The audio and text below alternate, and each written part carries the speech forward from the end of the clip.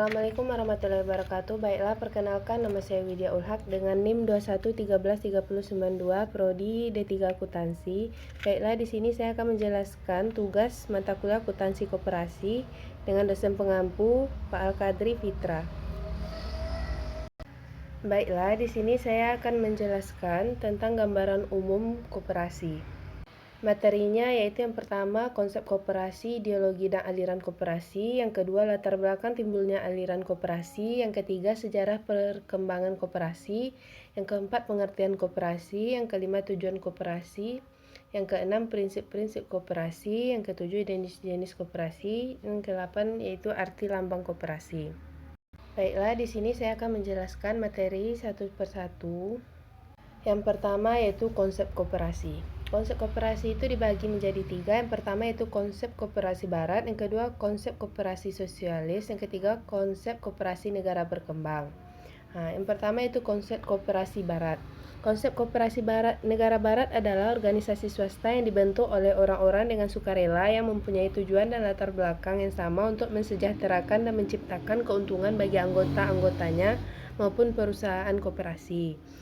Yang kedua yaitu konsep koperasi sosialis, yaitu konsep koperasi yang direncanakan dan dikendalikan oleh pemerintah serta dibentuk dengan tujuan merasionalkan produksi untuk menunjang perencanaan nasional. Yang ketiga yaitu konsep koperasi negara berkembang. Konsep koperasi negara berkembang adalah konsep yang menjelaskan bahwa koperasi sudah berkembang dari ciri tersendirinya, yaitu campur tangan pemerintah dalam pembinaan dan pengembangannya. Selanjutnya yaitu aliran koperasi. Aliran koperasi ada beberapa di antaranya. Yang pertama yaitu aliran yardstick. Aliran yardstick dijumpai pada negara-negara yang berideologi kapitalis atau yang menganut perekonomian liberal. Di sini koperasi dapat dijadikan kekuatan untuk mengimbangi, menetralisasikan, dan mengoreksi pemerintah tidak melakukan campur tangan terhadap jatuh bangunnya koperasi di tengah-tengah masyarakat. Jatuhnya dan majunya atau tidak sebuah koperasi terletak pada tangan anggota koperasi itu sendiri. Dan pengaruh aliran ini sangat kuat pada negara-negara barat, terutama pada negara Amerika Serikat, Prancis, Swedia, Denmark, Jerman, Belanda, dan di dalam kegiatan industri berkembangnya dengan pesat. Yang kedua yaitu aliran sosialis. Dalam aliran sosialis ini, koperasi dianggap sebagai alat yang penting, efektif, untuk mencapai kesejahteraan masyarakat. Di samping itu, koperasi juga dianggap alat yang paling efektif untuk menyatukan masyarakat. Pengaruh aliran ini banyak dijumpai di negara Eropa Timur dan Rusia. Yang ketiga yaitu aliran persemakmuran. Dalam aliran persemakmuran, ini koperasi sebagai alat yang efisien dan efektif dalam meningkatkan kualitas ekonomi masyarakat. Koperasi sebagai wadah ekonomi rakyat berkedudukan strategis dan memegang peran utama dalam struktur perekonomian masyarakat, di mana pemerintah bertanggung jawab dan berupaya agar iklim pertumbuhan koperasi tercipta dengan baik. Selanjutnya yaitu ideologi koperasi. Ideologi koperasi yaitu paham yang menjiwai, memberi arah untuk mencapai tujuan dari koperasi secara mendalam. Hal ini merupakan tuntunan berpikir, pedoman bertindak dari paham koperasi untuk menuju tercapainya cita-cita suatu koperasi. Selanjutnya latar belakang timbulnya aliran koperasi. Latar belakang munculnya aliran koperasi adalah karena adanya perbedaan ideologi setiap bangsa. Setiap sistem perekonomian suatu bangsa juga akan menjiwai ideologi bangsanya dan aliran koperasinya, serta akan menjiwai sistem perekonomian dan ideologi bangsa tersebut. Selanjutnya yaitu sejarah perkembangan koperasi.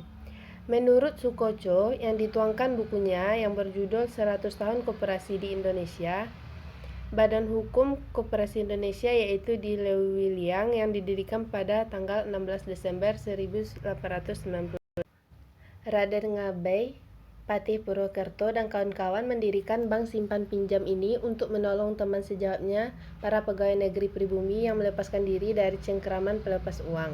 Bank simpan pinjam tersebut semacam bank tabungan jika dipakai istilah Undang-Undang Nomor 14 Tahun 1967 tentang pokok-pokok perbankan yang diberi nama dengan Depository Health Funds Bank in English. Pufdan atau sama dengan Bank Simpan Pinjam para Priai Purwokerto atau dalam bahasa Inggrisnya.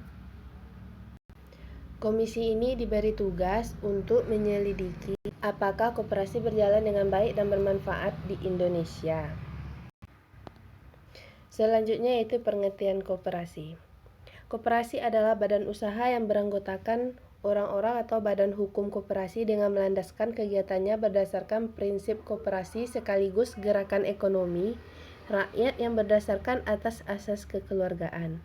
Koperasi berkaitan dengan fungsi-fungsi sebagai berikut, yaitu fungsi sosial, fungsi ekonomi, fungsi politik, fungsi etika. Selanjutnya yaitu tujuan dari koperasi. Tujuan koperasi sesuai dengan Undang-Undang Nomor 25 Tahun 1992 Pasal 3. Koperasi bertujuan memajukan kesejahteraan anggotanya pada khususnya dan masyarakat pada umumnya, serta ikut membangun tatanan perekonomian nasional dalam rangka mewujudkan masyarakat yang maju, adil dan makmur yang berlandaskan Pancasila dan Undang-Undang Dasar 1945. Prinsip-prinsip koperasi diantaranya sebagai berikut. Yang pertama, keanggotaan bersifat sukarela dan terbuka. Yang kedua, pengelolaan dilakukan secara demokrasi. Yang ketiga, pembagian SHU dilakukan secara adil sesuai dengan besarnya jasa usaha masing-masing anggota.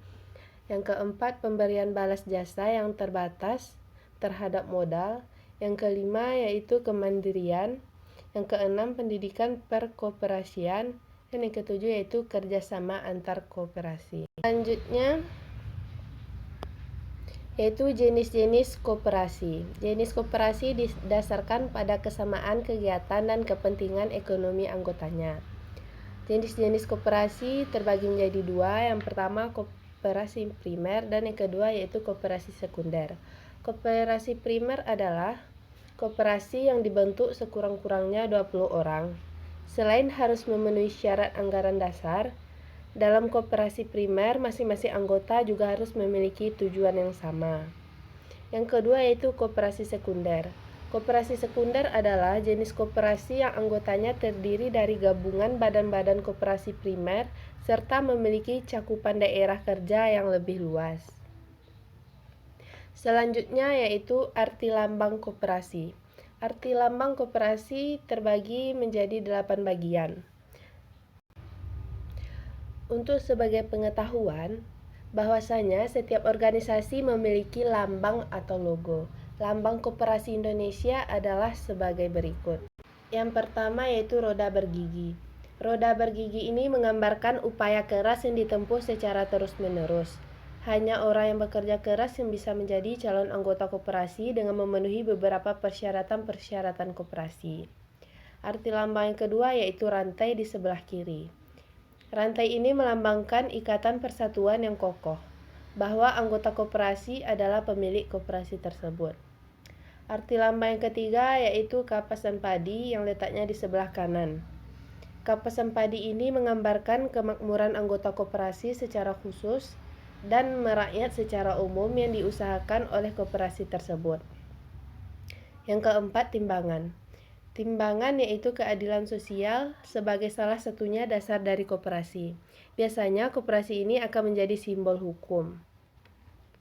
Yang kelima yaitu bintang dalam perisai.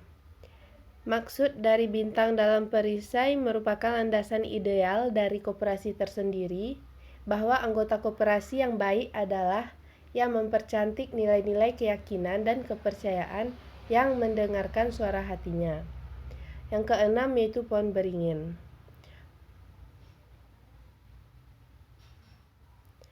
Makna dari pohon beringin yaitu timbangan dan bintang dalam perisai menjadi nilai hidup yang harus dijunjung tinggi.